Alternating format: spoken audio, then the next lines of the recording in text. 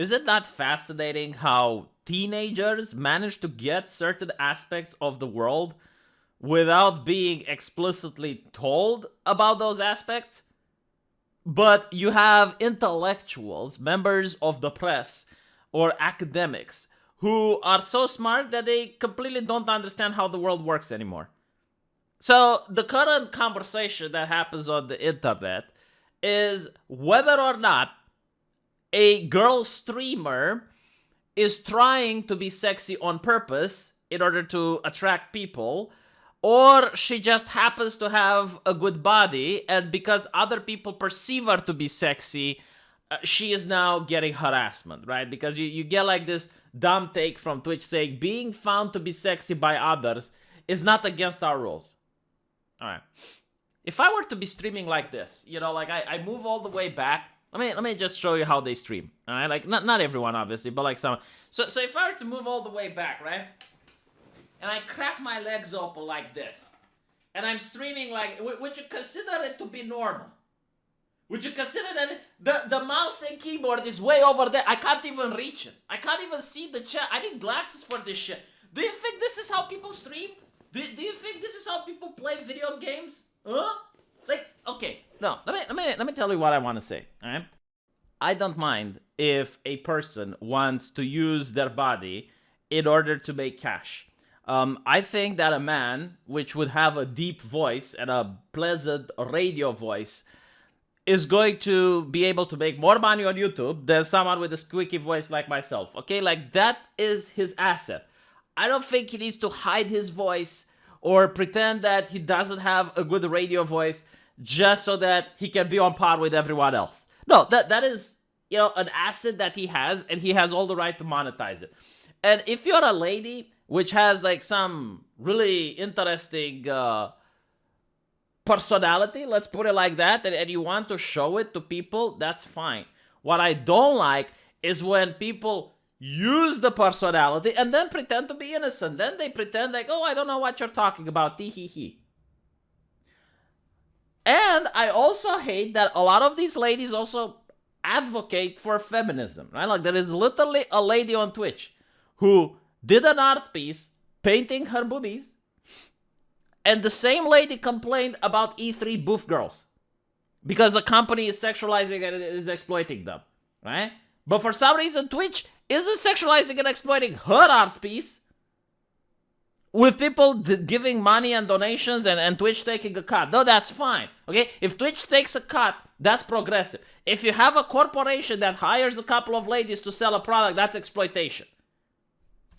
Even though, like, obviously it's a mutually agreed contract. And the thing that I really hate even more is that the same people complain about anime. Like, they would look at Uzaki-chan and consider her to be literally naked.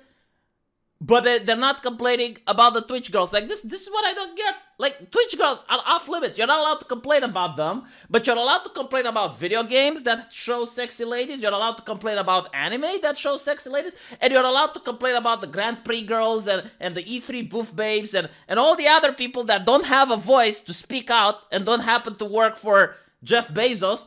Like, those are okay to complain about, right? Like, that's really what upsets me about this. And I have to pretend, like, this is another problem. In order to be a decent human being, you have to pretend that there's nothing wrong going on. All right? Like, when you have this new trend on Twitch where you have girls streaming in hot tubs, no, they're just playing video. This is normal. It's perfectly normal. It's just other people happen to see them sexy. All right, I'll tell you the difference between someone flirting, someone being sexy versus someone that just happens to have a good body, right? It's all about the body language and how you present yourself. That's literally it. It's all about the body. Like, there are experiments, like social experiments done with people who are naked sitting in just an atomic position, like they sit on a human atlas where people study anatomy, that they're just sitting there straight, naked. And then there are people who are fully clothed, but they sit in provocative positions. Guess which one do the people taking the experiment thought to be more sexy? The ones naked or the ones clothed? I don't even know that I need to say this. Like, I thought that everyone who is even a teenager understands this. It's all about the mannerisms and the body language, right? But the thing with Twitch is that it wants to be both worlds. It wants to attract advertisers that would advertise to kids, and at the same time, it wants to have the streamers that are very sexually provocative in order to get money from teenagers who probably have access to their mom's credit card. Why do you think it got banned in China, by the way? Why do you think that there are videos on Twitch that if I were to upload on YouTube, I would get a community guideline strike? But on Twitch, it's fine. The hypocrisy is what really annoys me. So anyway, apparently according to this, Twitch is launching a dedicated category for hot tub streamers after claiming that it has received pushback from advertisers and viewers about how trend has taken over the platform. Because this used to be a platform for video games, right? And I don't understand, why don't they just have like a category for video games where people just play video games and have a mature category on the website? You know, like have the risque category and separate it from the one with video game. Why is that so difficult to make? People like myself with a fiancé, you know, I don't want to end up like clicking on accident on a hot tub streamer and then the fiancé walking the room going like, what is this now? What is this? It's not family friendly now, is it? The new pool, hot tubs, and beaches category is meant to let creators stream where they want while also giving Twitch advertisers a more convenient way to prevent ads. By the way, I haven't found like where you can click in order to get this category, but okay.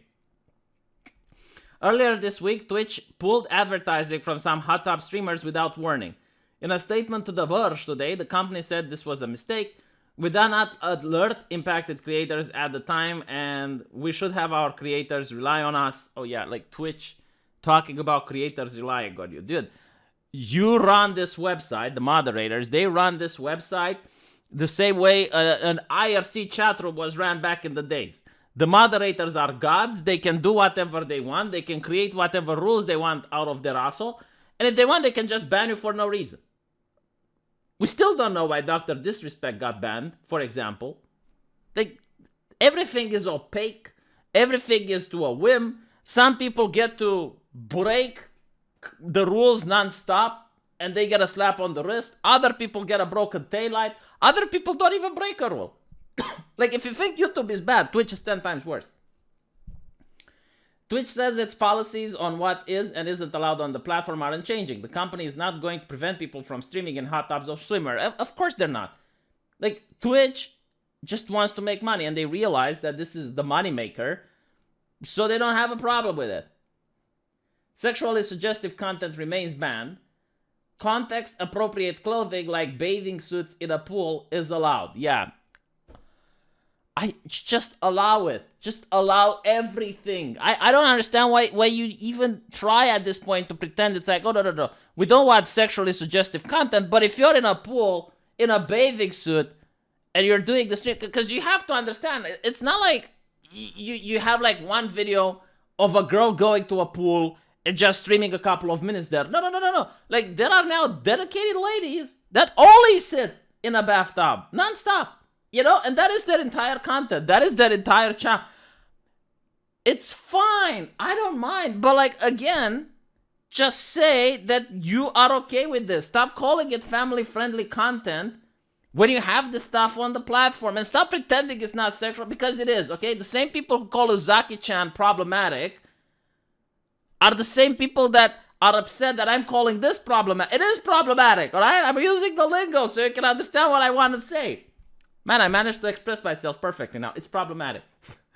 Being found to be sexy by others is not against our rules. Oh, yes, absolutely.